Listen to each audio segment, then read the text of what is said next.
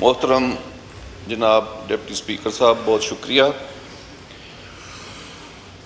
हमारी तारीख़ जब से पाकिस्तान क़याम में आया, यहाँ पे हुकूमतें बदलती रहती हैं। एक शख्स जो अपोजिशन की सीट पे होता है, अपोजिशन लीडर की सीट पे, अगली दफ़ा वो लीडर ऑफ दी हाउस के तौर पे दूसरी सीट पे विराजमान हो जाता है। फिर हम देखते हैं कि वो लीडर ऑफ दी हाउस और वज़ीर आज़म की सीट से जब हटता है या उसको हटाया जाता है तो वो अडियाला की राह देख लेता है, या वो फांसी चढ़ जाता है, या उसको कत्ल कर दिया जाता है। और ये खेल उस वक़्त से जारी है जब से पाकिस्तान बना है। और ये सब कौन कर रहा है? हम देखते हैं कि यहाँ पे कोई मुक़तदरा है जो किसी के हक़ में तख्त अलॉट करती है और किसी को तख्ता दे देती है। जनाब स्पीकर, आपने शतरंज खेली होगी या ज़रूर उसको जानते होंगे। शतरंज में मुख्तलिफ मोहरे होते हैं और जो शातिर होता है शतरंज खेलने वाला, सिर्फ उसको पता होता है कि उसने कौन सा मोहरा आगे करना है, कौन सा पीछे करना है, किस मोहरे की कुर्बानी देनी है, किसको बचाना है, और किस मोहरा जो है वो उन मोहरों में सबसे मजबूत तरीन मोहरा जो है उसको कोइन या फरजीन कहते हैं, और जो सबसे कमज़ोर तरीन मोहरा है उसको प्यादा कहते हैं।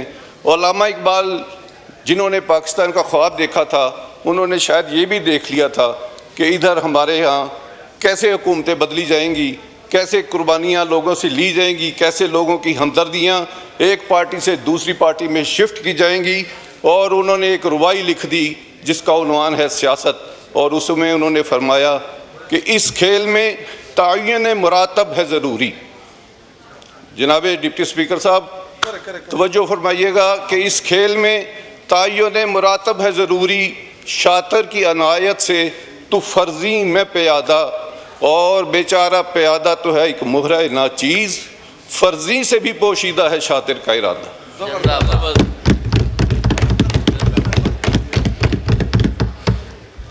और इसी का शाखसाना है कि आप देखते हैं कि यहाँ पे मियाँ नवाज शरीफ वज़ीर आज़म थे। 2017 में जब उनको हटाया गया तो उनके अपने तकारीर और उनकी पार्टी के तकारीर के मुताबिक उस वक़्त GDP ग्रोथ रेट 6 पे पहुँची हुई थी, और मियाँ साहब का ये फरमाना था कि ये जनरल बाजवा साहब, ये आपने हमारी हुकूमत को हटाया था और आपने मईशत का बेड़ा गर्क कर दिया। और फिर हम जब ये दिन आगे बढ़ते हैं देखते हैं कि 2022 में एक दफ़ा फिर GDP ग्रोथ रेट 6.1 पे पहुंची, और उस वक़्त इमरान खान वज़ीर आज़म थे, और उनको रजीम चेंज ऑपरेशन के तहत उसी जनरल बाजवा ने यहाँ से हटाया और मईशत का बेड़ा फिर गर्क हो गया। मईशत की ग्रोथ रेट फिर ज़मीन पर रेंगनी शुरू हो गई। और मैं पूछता हूँ, इस हुकूमत से भी पूछता हूँ और आपसे भी और मुक़तदरा से भी, कि आज तक किसी ने जनरल बाजवा को भी पूछा कि हुकूमत के अंदर ग्रोथ रेट 6 से ज़्यादा जब मईशत होती है, पाकिस्तान तरक्की करने लगता है, तो कोई ताले आज़मा जनरल आके हुकूमतों को तलपट कर देता है। और जनाब डिप्टी स्पीकर साहब, ये हुकूमत जो फार्म 47 की हुकूमत है, मियाँ शहबाज शरीफ की हुकूमत है, इसने तो उनसे क्या पूछना, उनका क्या एहतसाब करना।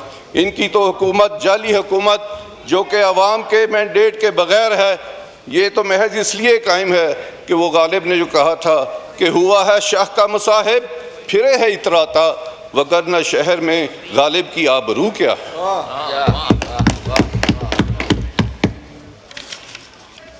बजट हर साल आता है जनाब डिप्टी स्पीकर साहब, और यहाँ पे तकारीर होती हैं, कोई उसको अल्फाज का हेर फेर कहता है, कोई गोरख धंधा कहता है। और बजट जो है उसने आज तक हमारे गरीबों की हालत नहीं बदली। मैं सिर्फ किसानों तक अपने आप को महदूद रखूँगा। इन बजट बनाने वाले बुजुर्ग महरों को आज तक ये समझ नहीं आई कि जब किसान खुशहाल होता है तो कस्बों में, बाज़ारों में, शहरों में रौनक होती है, वहाँ की तिजारत फ़रोग़ पाती है। तिजारत जब फ़रोग पाती है तो इंडस्ट्री जो है उसको बूम मिलता है, इंडस्ट्री को बूम मिलता है तो लोगों हुकूमत को टैक्स मिलता है। लेकिन हमने किसार को बदहाल करके ये उल्टा पहिया चला दिया है और सारी मईशत का बेड़ा गर्क कर दिया है।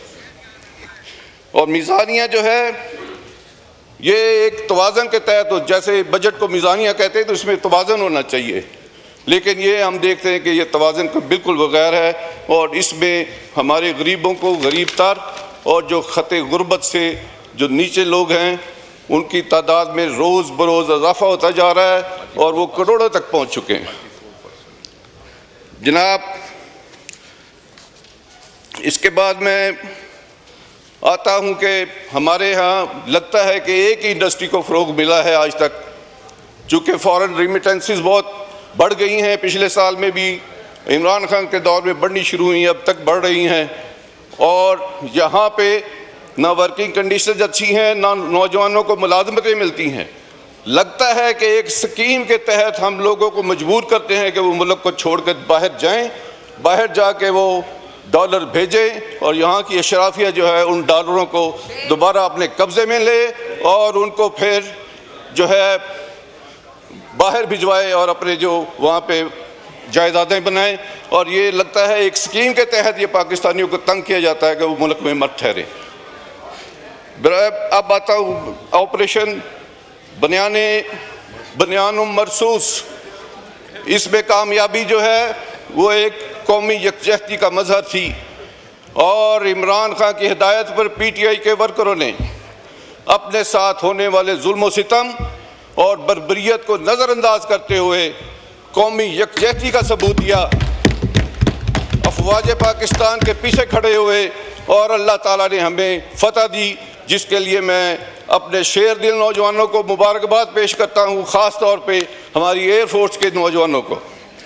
लेकिन यहाँ पे ये भी बात याद रखने वाली है कि ये बनियान मरसूस का कुरानी हुक्म सिर्फ पाकिस्तान के लिए नहीं था, पाकिस्तानी कौम के लिए नहीं था, ये पूरी मुसलमान उम्मत के लिए है।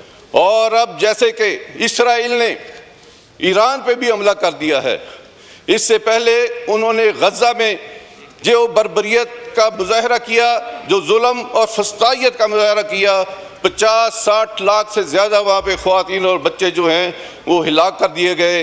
लेकिन मुस्लिम उम्मत सोई रही और मैं आपसे ये मुतालबा करता हूँ कि ज़रा इस हुकूमत में अगर कोई जान है तो ये पता करे कि कौन वो लोग हैं जो यहाँ पे किसी को जुलूस नहीं निकालने देते गज़ा के हक़ में और इसराइल के ख़िलाफ़। और यही वो लोग हैं जो इसराइल के दरपदा हमायती हैं और उनका मुसलमानों से कोई ताल्लुक़ नहीं।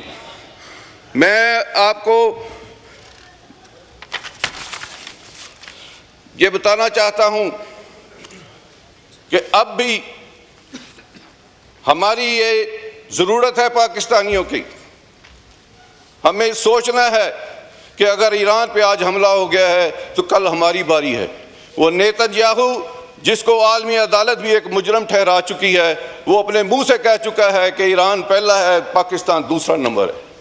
हम इंशाअल्लाह ताला हर तरह से दामे दरमे सुखने अपने जन तन मन धन से ईरान के साथ हैं और इंशाअल्लाह ईरानी भाइयों के साथ खड़े होंगे। और इन जो अल्लाह का हुक्म है बनियान मरसूस एक शीशा पिलाई हुई दीवार की तरह इंशाअल्लाह उनके पीछे हैं। और अल्लाह ताला का भी यही फरमान है कि फ़िज़ाए बद्र पैदा कर, फरिश्ते तेरी नुसरत को उतर सकते हैं गर्दू से कितार अंदर कितार अब भी। शुक्रिया। राना मुबश्शिर इकबाल साहब।